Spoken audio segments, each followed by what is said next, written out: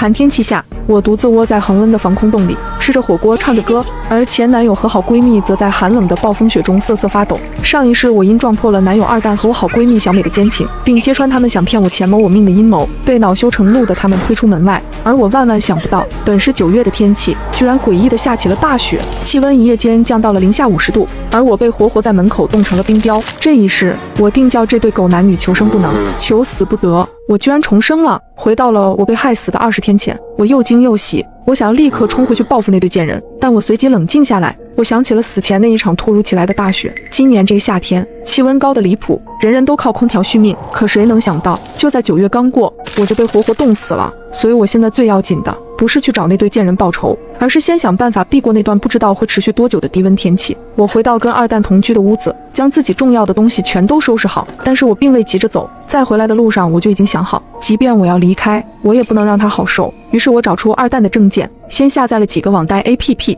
将二蛋的资料都输入了进去，然后做了一桌好菜，坐等二蛋下班回家。二蛋下班一进门，看到一脸甜笑的我和满满一桌菜，顿时诧异。我温柔地告诉他，我打算将我爸妈留给我的房子卖掉一套，买他看中的那套房子做婚房。二蛋和小美一直在合谋怎么哄我卖掉我爸妈的房子，骗走我的钱。见我终于松口要卖房，他非常高兴，过来就要亲我。我推开他，吃饭吧，我请了1周年假，你一早我就得去找中介呢。吃饭时，我撒娇地拿出手机要跟他合拍搞怪视频。二蛋向来讨厌我拍他，但现在他要哄着我卖房，自然百依百顺，让他眨眼就眨眼，让他摇头就摇头。眼见几个 APP 里100多万贷款全都到账，我卸载掉 APP， 笑着放下手机。哎呀，一直拍不好，不拍了。这顿饭我和他吃的都很开心，气氛一度十分和谐。第二天二蛋上班后，我打包了自己的物品离开了。爸妈去世前留给我的房子有2套，一套在市区，是学区房，一套是在宁市边郊紫金山下的小别墅。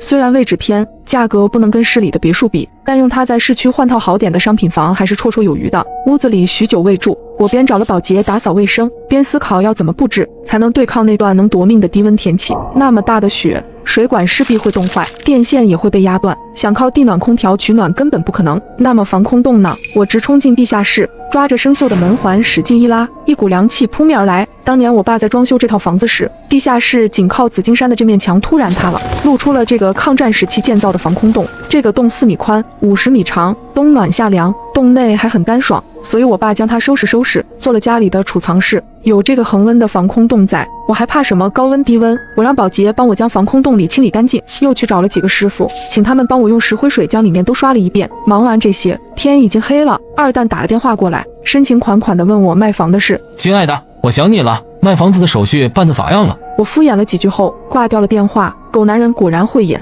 满嘴的想念，怕是正跟小美在庆祝终于骗得我肯卖房了吧。第二天一早，我就去找人来帮我改善防空洞的通风口。我清楚地记得，我死前的大雪已经漫过了腰，所以原先那种通风眼肯定会被雪堵上。这次我直接将每个通风口都加上了长长的不锈钢管，顶头还焊接了不锈钢帽，这么一来，雪就不会落进通风管内堵塞通风了。然后我又买了2套壁炉，一套纯取暖，一套取暖做饭两用，都有烟筒可以伸出去，不用担心一氧化碳中毒。安装好后，便是大批量的买木柴和木炭，又买了烤炉。末日来临时，水电燃气都指望不上，只有最原始的木柴最保险，既能取暖又能做饭。虽然山洞恒温，但我也不确定那温度到底会低到什么变态程度，所以有备无患。想到水管也会冻裂，我索性又找了师傅来帮我在地下室里打井，和防空洞一样，井水也是恒温的，外面再冷它也不会结冰。打井师傅很诧异，说别人都是把井打在院子里，我为什么要打在地下室？我早就想好了借口，说我在研制护肤品开发，要用不见天日的水才行。那师傅顿时被我一本正经的胡说八道给糊弄住了，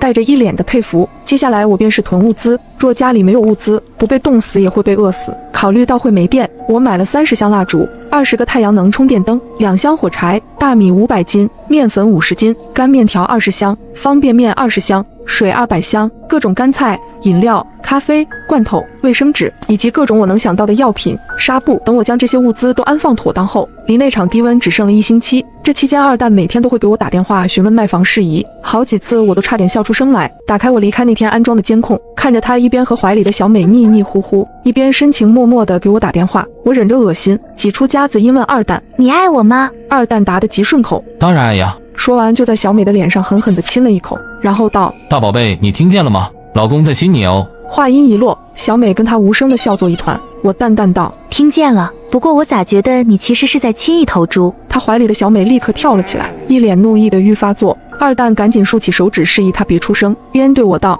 傻丫头，不许说自己是猪。我当然不是说我自己。哦，对了，你这2天见小美了没有？二蛋便有点紧张。没有啊，我见她干嘛啊？没见就好，她最近为给她哥哥还赌债，正到处借钱呢。我劝了她几次，她也不听。瞧我走的时候，看到一个女的被一个矮胖的男人搂着进了家酒店，很像她，但是希望不会是她吧。看着监控中二蛋变了脸色，小美的脸上也出现了慌乱。我笑眯眯地挂了电话。小美和我是大学同学，上一世因为我家猫咪总是莫名其妙的受伤，于是我在家里装了监控，可还没顾得上告诉二蛋，就被我发现她和小美在我的床上进行不可描述的行为。事后小美催促二蛋抓紧骗我卖房和买保险，她说如果我实在不肯听话，就找机会弄死我，这样她作为我唯一的遗产继承人，我家的几套房子以及财产就都是她的了。我无论如何没有想到，就为了这么点财产，这个我视为亲姐妹的闺蜜居然想要我的命。监控中二蛋已经开始质问，小美则赌咒发誓她绝对没有跟人去开房，并咬定是我污蔑她。我笑眯眯地看着监控中他们吵成一团，我更想知道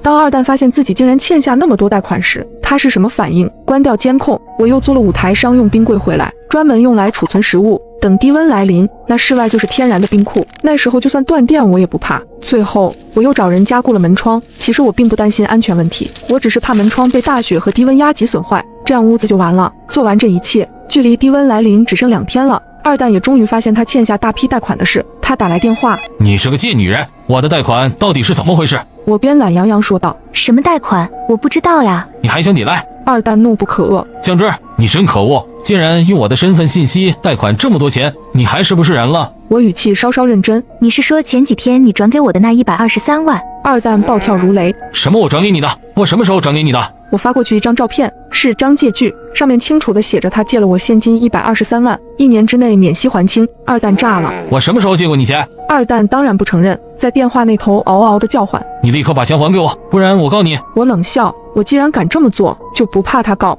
证据链我早就准备好了，借条自然是我伪造的，可后面的签名却是他亲笔手书啊！别问，问就是没事，千万别在空白纸张上乱写自己的名字。再说今天末世倒计时的最后一天，就算他要告我也找不到我。我挂掉了电话，末世最后的安静日子，我还是很珍惜的。吃了我喜欢的四川火锅期间，二蛋不停地给我打电话发信息，对我破口大骂，我既不拉黑也没回复，因为我的报复才刚刚开始。晚上我最后一次检查了防空洞的通风口，关好了门窗，舒舒服服地躺在床上，手机突然响起，是小美打来的电话，我没接，拿出 iPad 点开监控，小美果然在，但二人显然没有了往日甜蜜的气氛。二蛋气急败坏，小美则不停地一遍遍地拨着手机，最后她将手机一扔，骂道：真没想到他心机居然这么深，这么多年我近一点都没看出来，你怎么这么蠢？他让你干啥你就干啥，你是猪吗？二蛋大怒：还不是你总说他好骗没心眼，不然我能这么相信他？我是在他们的争吵中睡着的，可笑的是，到了这个时候，他们都还没发现我的物品以及许多棉被已经不在了。醒来时已是夜里3点，我从被窝里伸出手感受了一下温度，确实凉了很多。抖着手拉开窗帘，屋外雪白刺眼，大团大团的棉花团子一样的东西砸下来，是大雪，末世低温如约而至。我拿起 iPad， 监控中二蛋和小美将所有衣服和夏天盖的薄被子都紧紧地裹在身上，抱成一团缩在沙发上，空调开着制暖，但小美依旧牙齿打颤，带着哭腔问：怎么会一床厚被子都没有？怎么会这样？二蛋哆嗦着，突然僵住：不对，酱汁的东西好像都不见了。我看着 iPad 忍不住笑出声。你们很快就会发现，不光是被子和厚衣服都没有了，食物也没有。我走的时候已将屋子里的食材全部清空丢弃，只留下了饮料。我正笑得高兴，手机疯狂响起，是二蛋。我点了接听。酱汁，你到底想要做什么？二蛋深吸了口气，放缓了语气问：你说你回去卖房，其实是骗我的，对吧？你把你的东西都带走了，你其实根本就没打算回来。他咬牙切齿：想卖房不一定是假的，但是带走我的东西没打算再见你倒是真的。二蛋，你本来就盼着我不回去，不是吗？你什么意思？但凡你有半点在意我，你也不会到今天才发现我的东西都不见了，你更不会忘记我跟你说的是请了1周的年假，可1周早过了，你却没问我为什么还不回去。说完我挂掉电话，将手机调为静音，埋头睡觉。再醒来时已是上午10点，这时我发现大雪已经快把窗户都埋了，透过缝隙能看到大团大团的雪还在如雨点般砸得又快又急。我忽然意识到，大雪若再这么下去，我家这栋2层高的小楼很快就会被埋，一旦盖过防空洞的通风口，我就会被活活闷死在屋子里。我瞬间惊出了一身冷汗。可大雪依旧又凶又猛，我没有办法让它停，那唯一能做的就只能是铲雪。我飞快地换上防风的羽绒服，戴上厚厚的帽子。好在我准备了2个通风口，并且靠近露台，我只需保证通风口通畅，就不会被闷死。我又借梯子爬上了屋顶，为了防止被雪压塌，我花了很大的价钱找人将屋顶用钢架加了一层，但饶是如此，我还是不能任由大雪堆积。屋顶面积大，零下几十度的气温，我全身几乎被冻僵了。厚实的衣帽在低温面前单薄的像纸，我咬着牙坚持着，可雪实在太大了。不过一转头，刚刚铲完的地方又过了脚脖子，这让我心里有点发慌。照这个速度下去，最多到明天下午，这2楼就会被埋了。我无论如何没想到，我做了这么多的准备，却忘了考虑大雪肆虐下这套房子不够高。一想到可能住在6楼的二蛋和小美还没被冻死，我就先被闷死了。我就一口玉气堵着嗓子眼，好不容易将屋顶的雪铲下去。我又用2根红色的绸带绑在出风口上，为的是怕万一雪将屋子埋了，我好通过这红色来寻找出风口的位置。做完这一切，我才回到屋内，看着电和燃气依旧没断，让我有点意外。真是替二蛋和小美高兴呢，不断电，空调还能用，没那么快冻死。防空洞内的温度相比室外高了不止1点，但我还是点起了壁炉。没多一会儿，防空洞里就变得温暖如春。我一边喝茶，一边拿起 iPad， 点开监控。沙发上，二蛋脸色发青的在破口大骂：“是个贱人！等雪停了，我就去找他，我不会放过他。”小美哆哆嗦嗦的哭：“老公，我饿了。”“不，谁不饿？”二蛋吼起来：“外卖下单没人接单，我能怎么办？”“你这里怎么一点吃的也没有啊？”小美开始发脾气：“吃，你就知道吃。”这俩贱人狼狈的样子，看得我郁结的心情瞬间大好。我放下 iPad， 拿起手机，无数的未接电话和辱骂我的信息，全是二蛋的，有几条是小美的，都是嘘寒问暖，并问我在什么地方。好家伙，他还想着我不知道他和二蛋在一起，还在跟我演。我粗粗扫了一眼，没回。我点开那个小区的楼栋群，群里正为这场大雪聊得火热。到这时候，已经没人关心能不能上班了，大家都在哀嚎停水和寒冷。原来居然已经停水了。我先给群里发了个红包，吸引了众人的注意力，然后好心提醒大家，这天气太诡异了，也不知道会持续多久，建议大家珍惜家里的饮水、食物和御寒衣被，做最坏的打算。我提醒他们关好门窗，万一大雪不停，气温继续下降，没吃没喝没御寒衣被的人，为了活命，只怕会什么都干得出来。二蛋和小美不可能坐以待毙，等到熬不下去时，他俩必定会向邻居求助，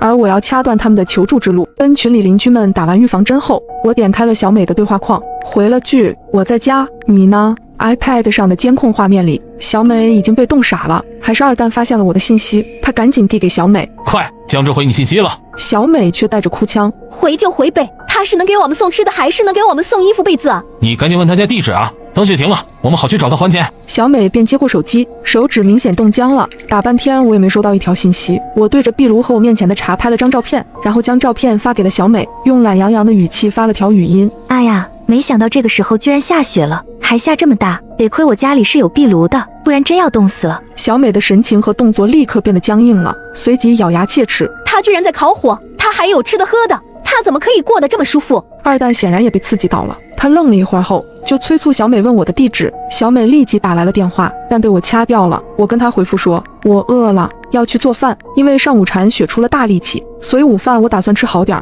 我将已经解冻的鸡洗净剁块，将锅架再在炉子上开始慢炖。这是我老爹生前最爱吃的小鸡乱炖，有肉有菜的一大锅，十分下饭。差不多半小时后，我拿筷子戳了戳，鸡块已经能戳进去了，便开始吃饭。但我是个善良的人，自己有吃有喝了，我哪能忘记二蛋和小美呢？那自然是要将这锅香喷喷的小鸡乱炖拍给他们瞧瞧的。我毫不吝啬的都发给了小美。监控中，小美拿起手机一看，哇一声哭了出来，她捶打着二蛋：“我快饿死了，你还不赶紧想想办法？他什么意思啊？他干嘛给我发这个？”二蛋正忙着打警方求助电话：“警察叔叔，我们没有吃的，也没有厚衣服，我们快冻死了，快点来救救我们！”对面不知道说了什么，就见二蛋的眉头越皱越紧，都不用猜我就知道警察也无能为力。二蛋脸色铁青的挂掉电话，小美又缠了过去，将手机上的照片递给他看。二蛋看着手机，脸色阴沉，眼里满是怨毒。傍晚时，我又上了2楼露台，查看了一下通风口，大雪依旧急，好在通风口被我加了长长的不锈钢管，最少2天内不会被埋。我牙齿打颤的赶紧奔回防空洞，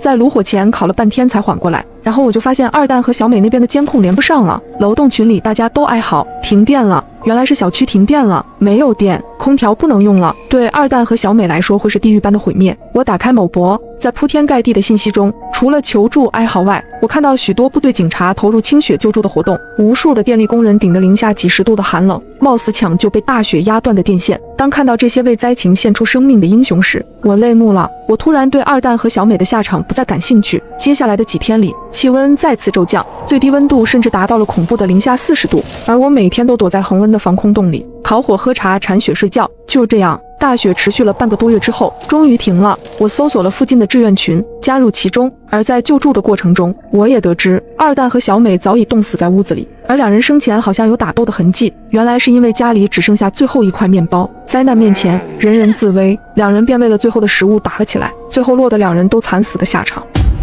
长失踪后的第3天，群里发来一个群公告：封控期间，所有同学不可以离开校园，戴浅蓝色口罩的才是人类，并附上了一段视频。视频里，班长一脸惊恐地往前跑，仿佛身后有什么恐怖的东西在追他，可是后面分明什么也没有。下一秒，班长的身影凭空消失在了黑暗中，一种令人毛骨悚然的咀嚼声响起，伴随着班长撕心裂肺的惨叫声。视频在这一刻戛然而止。看完这段视频，寝室里爆发出室友高分贝的尖叫，平时不怎么聊天的班级群也瞬间被疯狂刷屏了。视频的拍摄日期显示是3天前，很显然，失踪的班长恐怕已经遭遇不测了。室友宋妍从厕所里跑了出来，哆哆嗦嗦地说道：“这视频是怎么回事啊？班长他死了吗？”小美皱眉道：“你们看，视频被撤回了。”虽然视频被撤回了，但是群里所有学生都已经看到这段视频了。群里的聊天依旧在不断刷新，大家都在议论班长的死因，还有人提议要报警。这时我点开群公告看了下上面的内容：封控期间，所有学生不得离开学校，请所有同学佩戴好口罩，注意戴浅蓝色口罩的才是人类。2.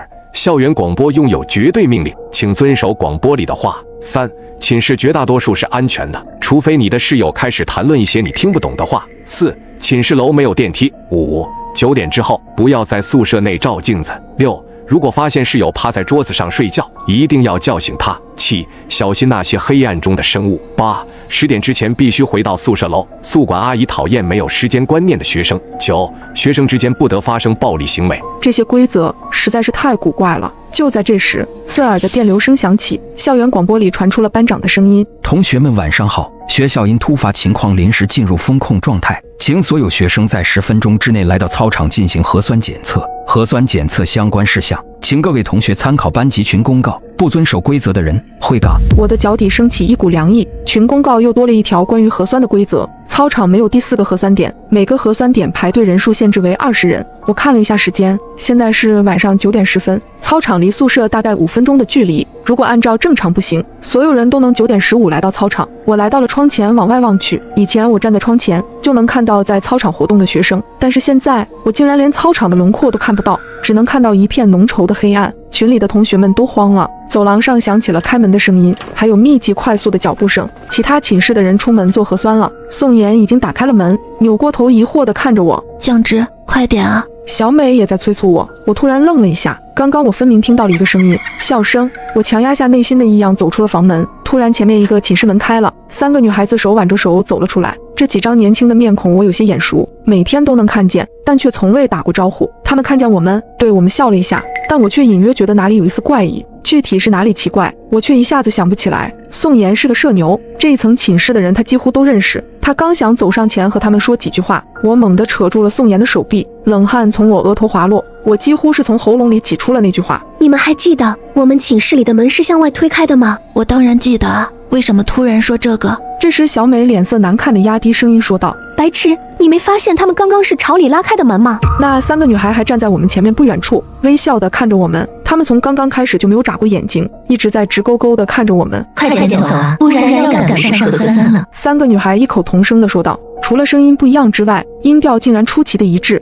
这下连迟钝的宋妍都开始觉得不对劲了，她颤巍巍地说道：“他们是怎么回事？请小心那些黑暗中的生物。”我低声说出了这条规则。3个女孩的身后是无边无际的黑暗，而且她们似乎没有影子。注意到这点之后，我的后背窜起一股冷意。其中一个女孩看着我们缓缓说道：“你们怎么不走了？”她的嘴角翘起一个夸张的弧度。怎么办？宋妍快要哭出来了，小美抓紧了我的手。等不到我们的回答，女孩们开始慢慢朝我们靠近。她们3个人走路的姿势，甚至迈开的步伐，全都丝毫不差。随着我们之间距离的缩短，女孩们脸上的笑容越发明显，眼角夸张的上扬着。可是我们身后已经没有退路，只有一面墙壁和镜子，唯一可以躲藏的地方是寝室。我用力的回想，冷静点，酱汁，一定有什么被你忽略掉的细节，想起来，快点想起来。我快速扫了2侧的寝室门。小美焦急道：快点，我们快回寝室。我被小美往寝室的方向拽去，我低头看了一眼她的手，脑子里突然闪过一个细节。就在小美打开寝室门让我们快进去的时候，我一下子推开了小美，猛地拽上宋妍的手，往镜子前撞去。酱汁，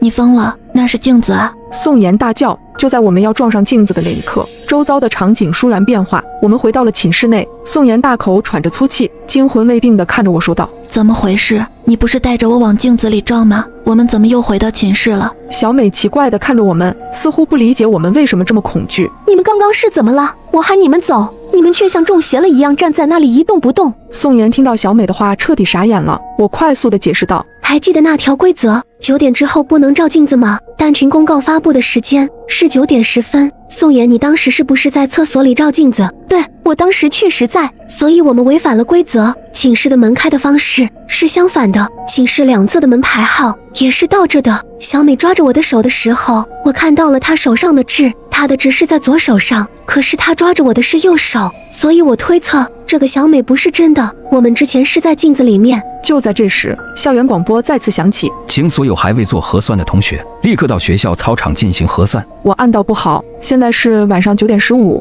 我们离核酸剩余的时间只剩下5分钟了。我们用最快的速度跑到了学校操场，操场上早就排起了长队，从左往右数，有4个核酸点，前3个核酸点都排满了人，只有最后一个核酸点孤零零的。最后一个核酸点的工作人员是一个头发很长的女人，她低垂着头，看不见脸，给人一种非常阴沉不好的感觉。大家都不约而同的没有去第4个核酸点。我数了数人数，发现中间2个核酸点队伍都排满20人了，只剩下第1个刚好有3个位置空出。小美说：我们去排队吧。这时我迟疑的开口道：怎么样才算是最后一个核酸点呢？如果从左往右数，最右边的就是最后一个，但如果顺序是从右往左呢？那么第4个核酸点就会变成第1个。核酸排队时间只剩下了半分钟，我们必须做出决定，是第1个还是第4个？宋妍和小美都把求助的目光投向我，我后背绷得很紧。20秒，15秒，突然天空闪过一道惊雷，此时操场上的路灯似乎突然出现了问题，一瞬间操场陷入了黑暗，周围响起了短促的尖叫声。终于我发现了异样，操场上的光线很快就恢复了正常。第4个，我大吼一声往第4个核酸点跑去，宋妍和小美紧跟着我，其他学生都用惊讶的目光看着我们。不是说了不要去第4个核酸点吗？第1个队伍还有空的位置啊，你们不觉得第4个核酸点的那个工作人员长得怪吓人的吗？人群里发出了好心的提醒声，我没有理会他们。最后1秒，我们3个站在了第4个核酸队伍里，近距离面对这个女人，我整个身体都止不住的在颤抖。女人的头发仿佛很久没有梳过一般，我感觉到了一股难以言喻的恐惧，甚至觉得是不是一开始的决定是错误的。张开嘴巴。女人的声音格外嘶哑难听，我胆战心惊地张开了嘴巴。好在核酸的过程非常顺利，我刚要离开的时候，女人却突然用力地抓住了我的手，眼睛目不转睛地看着我，我的心脏跳得飞快。下1秒，她松开了我的手，我的掌心里多了一张纸条。下一个。女人再次低垂下了头。我们顺利做完了核酸，我小心翼翼地展开了纸条，纸条上写着：你其中一个室友是假的，小心他，切记他早已被感染。我后背一阵发冷，我扭过头看着身后站着的2个室友，陷入了沉思。宋妍好奇的小声问我：酱汁，你怎么知道这才是正确的核酸点？我的眼神移向了第1个核酸点，解释道：还记得刚刚操场短暂的停电吗？那时候操场短暂的停电之后，我看不清所有人的脸，但唯独只有1个人的脸却是能看清的。第1个核酸点的工作人员的脸是微微发亮的，这根本不可能是正常的人类。听完我的话，宋妍一脸恐惧道：那这些排错队伍的人……这时异变发生了，第1个核酸点做完核酸的一个男生突然涨红着脸，捂住了自己的喉咙，发出了嗤嗤的声音。下一刻，他发出撕心裂肺的呕吐声，吐出的呕吐物里全是密密麻麻蠕动的黏腻的虫子。好痒，好痒啊！男生使劲地抓挠自己的皮肤，我头皮发麻到了极点，他显然痛苦到了极点。这骇人的一幕让很多人发出尖叫声，但很快又有人痛苦地开始抓挠自己的脸。他他们的症状和死去的男生一模一样。其中一个症状轻微一点的男生愤怒地冲到了工作人员的面前。你刚刚给我们做核酸的时候，对我们做了什么？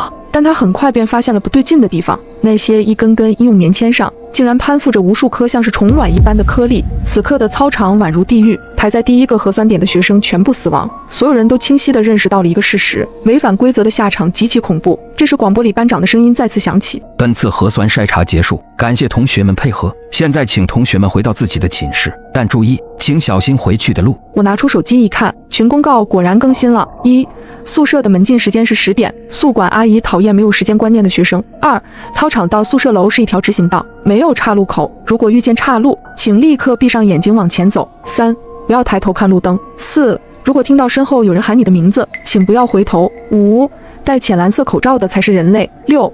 学校的保安穿着黑色工作服，如果你在路上遇见穿着红色工作服的保安，请立刻找一个安全地方躲藏起来。7. 学校里没有小猫，请不要相信猫。手机上显示的时间是晚上9点40，这一段路程只有5分钟的距离，我们却走得异常小心谨慎。这时我突然听到宋妍惊叫一声：你们快看，路灯上面那是什么东西？小美下意识的就要抬起头，却被我死死的按住了。我额头满是冷汗，压低声音说道：不能抬头看路灯。小美这才反应过来，我们压根不敢抬头往路灯上看。这时我感觉到宋妍缓缓凑到我耳朵边上，用一种拖得很长的极为怪异的声调说道：怎么不看路灯上面啊？我扭过头，看到宋妍瞪着眼睛，用力的抬头往上看。你看我们明明都被挂在上面啊！我不自觉地打了一个冷战，想要缓缓抬头，下一秒我的肩膀被人重重地拍了一下，是宋妍。她焦急地说道：你们刚刚整整站在原地不动了5分钟，我使劲摇晃你们都没反应。我却一阵后怕，差一点我就要抬头看路灯了。我刚要继续往前走，前方出现了一个岔路口，操场到宿舍楼是一个直行道，没有岔路口，2条岔路仿佛通往无边无际的黑暗，看不到尽头。赶紧闭上眼。说完我闭上了眼睛，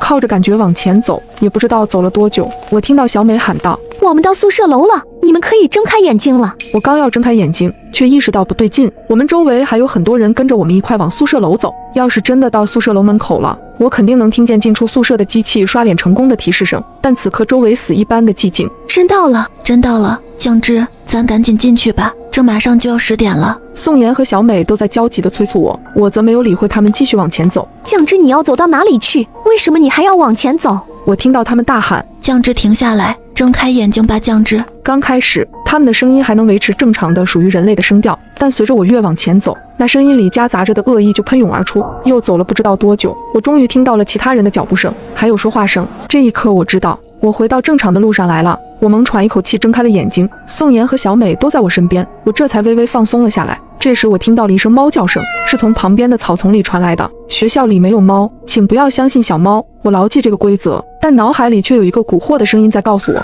去摸摸小猫吧，谁能拒绝小猫呢？我无法控制地往草丛里走去。这时一个女生比我更快一步走到草丛里，下一秒她的身影消失在了草丛里。草丛里是死一般的寂静，很快女生的脑袋从里头探了出来，我一阵汗毛直竖。女生的脑袋出现在了一个猫的身体上面，对着我发出尖细的猫叫声。我心脏直跳不忍地移开视线，我的余光瞥见了一抹红色。小美不知道什么时候竟然戴上了一个红色的口罩，戴浅蓝色口罩的才是人类。宋妍也发现了不对劲，她哆哆嗦嗦地说道：小美，你的口罩。小美愣了愣，她低下头看了眼自己口罩的颜色，喃喃自语道：什么时候？我忘记了，好像是刚刚有人说要和我换口罩，我就给他了。小美说着说着，声调却逐渐变得阴冷下来。她去撕扯自己的口罩，但口罩像牢牢地吸在她的脸上一般，怎么也扯不下来。终于我听到了一丝皮肉分离的声音，口罩被小美硬生生地扯了下来。她把口罩递到我面前，阴冷冷地问道：要和我换口罩吗？我瞳孔骤然一缩，她手上抓着的哪是口罩，分明就是她的脸皮。我心跳陡然激增。